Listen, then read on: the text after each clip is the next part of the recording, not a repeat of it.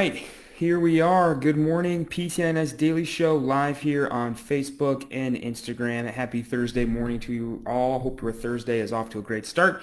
Here on the Daily Show, my name is Alan. I'll be your host today, faculty member in our fitness athlete division and currently serving as the COO of the Institute of Clinical Excellence. It's Thursday, which means it is Gut Check Thursday. This is going to be our second to last gut check for a while because the CrossFit Open is coming up. So today's gut check is 10, 9, 8, 7, 6, 5, 4, 3, 2, 1. Alternating dumbbell snatch and box jump overs, 24-inch height for the guys, 20 inches for the ladies. And then we have a little rest in there, a 3-minute rest. And then we pick it back up with a lighter dumbbell. So the first round starts with 50 for the guys, 35 for the ladies, and then goes down to 35 for the guys, 20 for the ladies, and the goal there is to run equal or maybe even negative splits with a little bit of rest and a lighter dumbbell to be able to hit that again 10 to 1 of the alternating dumbbell snatch with a lighter dumbbell and the same height box jump over.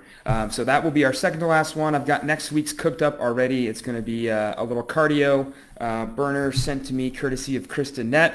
And then we will take a break for 3 weeks during the CrossFit Open because we'll be focused, especially here at the gym and the clinic, on the CrossFit Open. So gut check for that week will be to do the CrossFit Open workout or a variation of it. CrossFit doing a great job this year of having an RX, an intermediate, and even a foundations level scale for those workouts. So already they're doing basically our job of making the workout approachable and providing pre-scaled versions. So this will be the second to last gut check coming up. Some courses coming up as well. Whoa, almost knocked everything over. We have cervical spine management this weekend in Simi Valley, California, out there with Jeff. So if you're on the West Coast, it's going to be one of your last chances to catch Jeff for a course forever as he finishes teaching coming up in September. Your chance to catch Jeff out on the road is rapidly diminishing, so make sure you check Jeff out in Simi Valley if you're in the California area. And then next weekend, you can catch Jeff down in Atlanta again for cervical spine management. Minneapolis, or you can catch Jordan Berry down in Atlanta for cervical spine management. And then you can learn from me in the fitness athlete division. Our next cohort of clinical management of fitness athlete essential foundations fires up March 8th. We've got our last week coming up on Monday as we break down the snatch and talking to folks about coming alongside CrossFit, maybe starting up a side hustle inside of a CrossFit gym or with the CrossFit gym. And then we restart March 8th back to week 1, talking about stuff like deadlift squat science, starting back at the beginning with the foundational lifts with our next cohort. So if you're looking to jump into that, your next chance is coming up March 8th. And then let's get into the meat and potatoes of today. So we're talking about burnout. We hear this topic a lot. There's a gazillion blog posts on burnout from folks talking about burnout. APTA always seems like it has some sort of article on burnout, how to avoid burnout, that sort of thing. But let's get into kind of the nitty-gritty of it and what I call the real talk edition of burnout.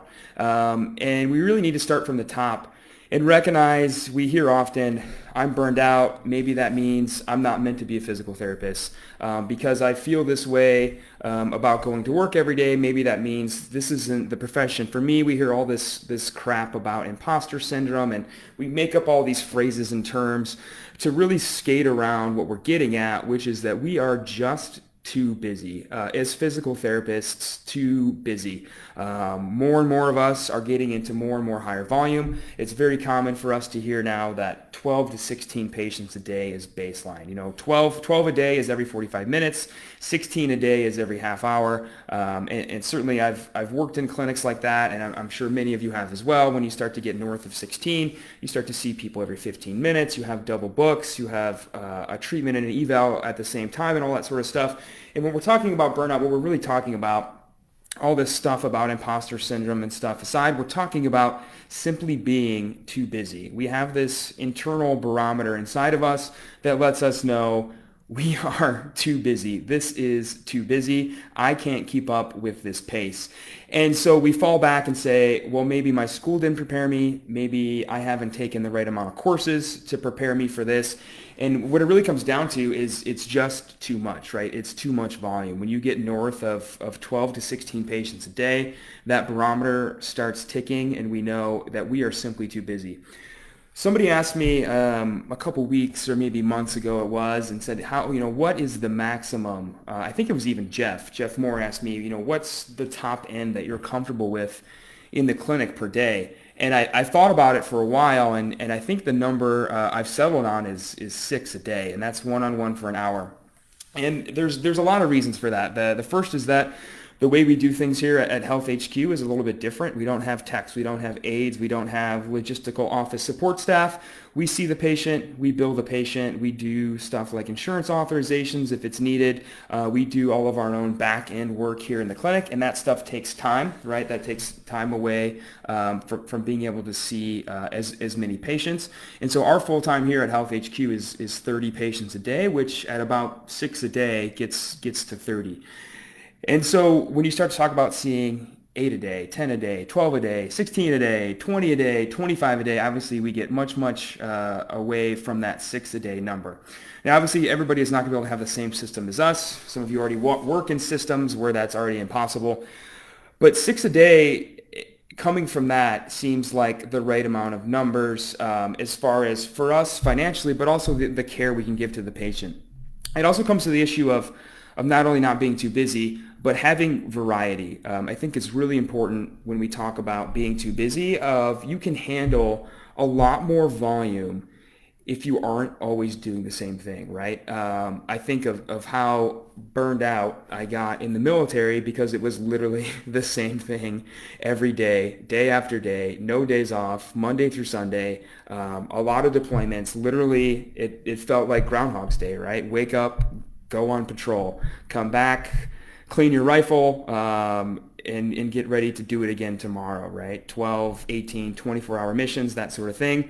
And that comes to just a lack of variety, right? And I think often in PT, we think we are bad PTs. We are bad people because we slowly start to not like that when we are not only busy, but we are doing the same thing over and over and over again. I think we need to recognize that that is completely normal. Something that I think allows us here at ICE to be a little bit busier than most and get away with it is that we're not always doing the same thing, right? I have a very busy day today. This is the start of an 11-hour day. Don't even have time for lunch today, right? Seeing a patient during when I would normally have a lunch break. And that seems busy, but it's not filled with the same stuff, right? It's not 11 hours straight of patient care. It's not 11 hours straight of anything. I'm here doing the podcast with you all.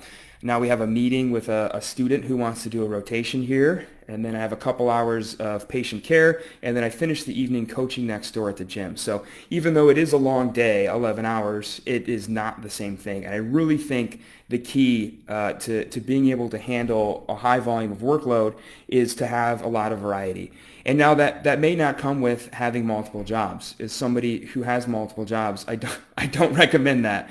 But I do think even having variety within your caseload, even having variety within your practice setting, I think will take you a long way into mixing it up and reducing that feeling of burnout that you may be having in the back of your head. I think the second thing is really having a tough conversation with your leadership about money. Is money versus busy.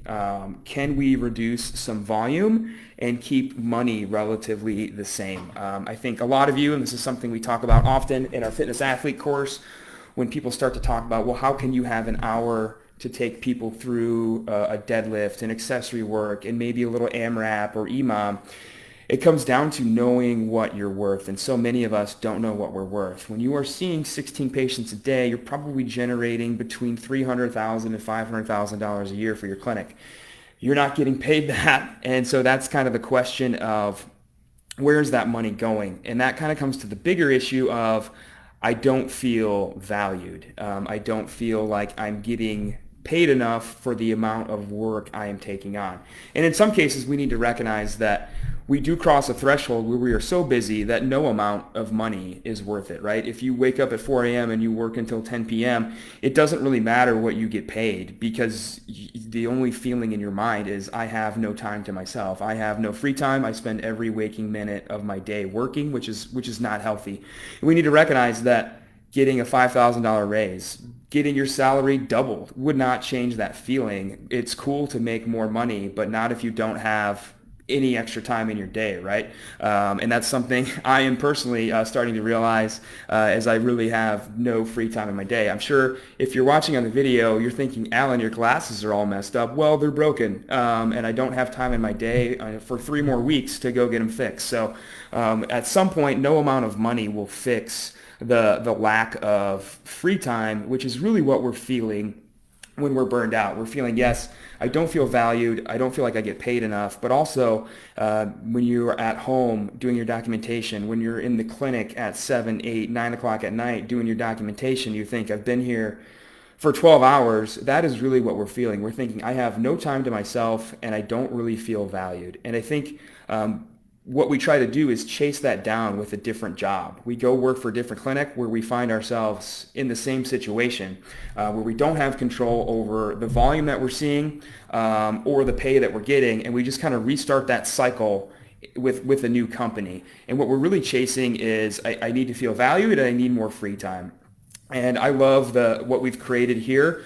It's certainly a unique system at Health HQ, but it results in 30 hours of patient care is full time. If you are really on top of your documentation and kind of the back end stuff, then you get more than you would make working 40 hours somewhere else, probably more than 40 hours in less time, which is, I think, a really rewarding system, a system that values the time and expertise of the clinician and understands, too, there's more important stuff in life besides just working all the time, which is, I think, again, speaking about bigger issues, a cultural issue that we have here as Americans and really worldwide of working through lunch and being expected to always be available for messages and emails from patients and colleagues and that sort of stuff. So getting at that question of worth and value and needing to find that perfect mix. And maybe you do like being in the clinic. I love seeing patients. But again, going back to volume and variety, it sometimes just always doesn't match up when we look at do I feel valued? Am I just doing the same thing over and over again? My nightmare job would be the garbage man's job, the garbage woman's job of picking up trash cans 12 hours a day, 5 days a week. Just that kind of rote monotony was not something I would enjoy. I really enjoy mixing it up and jumping between things. Monday is my busiest day. It goes from 4 to 9. But I don't spend it doing too much of any particular thing, right? I open the gym, coach a few hours, treat a few hours, do a couple hours of personal training, and then teach in the evening for our Essential Foundations class. And it doesn't really feel like that long of a work day. So recognizing that variety is really important, but also recognizing that bringing that volume down is really, really important as well. And I think if we sit down and we have these tough conversations with our managers, with our clinic owners, hopefully if they're a good leader, they will recognize that they need to let off the gas on you a little bit. And that if they truly believe that you are worth keeping around, that they will work to thin your schedule out a little bit, to maybe hear your idea of going and working with the high school sports team or the CrossFit gym one day a week or something, just to introduce some variety into your schedule. And those conversations are tough. Conversations about money and changing stuff are always tough, but they're always worth it because you either get the answer you're looking for or the answer you're not looking for, which is another answer that you're looking for, right? Hearing no tells you kind of everything you need to know about the place that you're working for. So having those tough conversations around value and volume and trying to change up the variety as well. Something we hear very, very often here, questions we hear about ICE, but it can be tough. We here are in the clinic, we are teaching, we are doing other stuff as well, but again, that variety and mixture seems to help a lot. And I think it's important to realize that everybody has a breaking point too. It's not, don't compare yourself to others. It's certainly, you can feel the kettle boiling on the stove a lot. Even I feel that from time to time. This is definitely a week when I'm feeling that. It's important to let yourself have a break as well, right? Next week, I have a lot of catch-up stuff blocked on my schedule. I'm getting my glasses fixed, doing a lot of meetings and admin stuff that is not getting done this week. So even those of us who seem to be successful, just know that's what you perceive. It's not actually what is happening. So even the best can get overloaded, and don't be hard on yourself for thinking, well, I must not be a good physical therapist. I must not be a good parent or spouse or a good business owner if I'm feeling this way, because I see all these successful people on Instagram or whoever you follow, and they seem to have no issue doing all this stuff. So just know everybody feels it, even if you don't see it come over on social media. So would love to hear, I see a whole bunch of comments here on Facebook. I would love to hear questions, comments on this. It's something we get questions on often, and would love to hear how you all are managing this phenomenon of burnout. So again, recapping, it's a combination of volume, a lack of variety, and really that feeling, what you're feeling deep down is I don't feel valued. So find a way to tackle those things. Schedule a meeting with your ownership, your leadership, and sit down and just tell them how you're feeling. I think you'd be surprised at how open they are to wanting to keep you around, and working with you to make some changes to keep you around if you're willing to have that tough conversation. So interested to see if you have one of those tough conversations, shoot me an email. Let me know how it goes. info@ice.physio. I'll get back to you as soon as I can.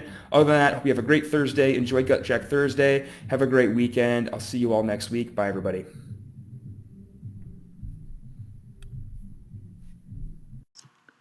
Hey, thanks for tuning in to the PT on Ice Daily Show. If you enjoyed this content, head on over to iTunes and leave us a review. And be sure to check us out on Facebook and Instagram at the Institute of Clinical Excellence. If you're interested in getting plugged into more ICE content on a weekly basis while earning CEUs from home, check out our virtual ICE online mentorship program at ptonice.com. While you're there, sign up for our Hump Day Hustling newsletter for a free email every Wednesday morning with our top 5 research articles and social media posts that we think are worth reading. Head over to ptonice.com and scroll to the bottom of the page to sign up.